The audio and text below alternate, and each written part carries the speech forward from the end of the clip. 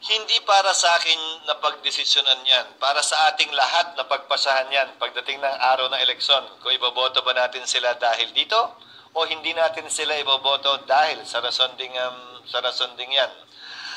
Kinopya lamang natin ang ating demokrasya sa Amerika. Doon natin halos kinopya ang ating saligang batas at Republican system. Wala silang ganong klaseng provision sa batas nila, kaugnay ng dynasty.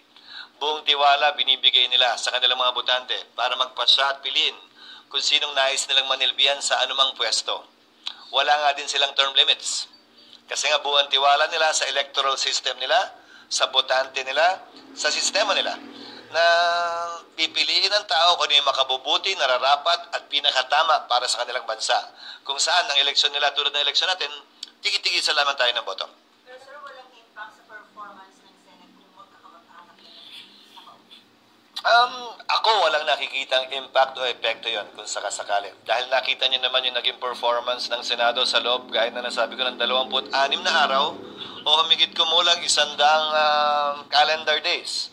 Nalampasan namin ang nagawa sa loob hindi lamang ng 1 taon, pero kulang-kulang 2 taon ng regular session. So, hindi hadlang yun, tingin ko, para magampanan ng Senado yung kanyang trabaho.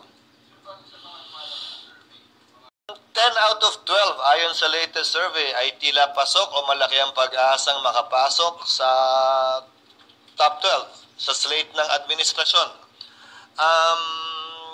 Dagdag pa siguro doon yung balanse ng dalawa doon sa slate ng administrasyon ay may fighting chance, may laban, ika nga. So midterm election to, kaya madalas yung mga kandidato ng administrasyon ang lamang o llamado at pinapakita yun ng survey.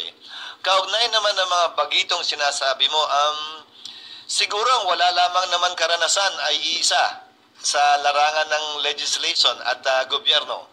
But the rest, may karanasan sa panggogobyerno, hindi lamang sa panggogobyerno, specifically sa larangan pa ng legislatura.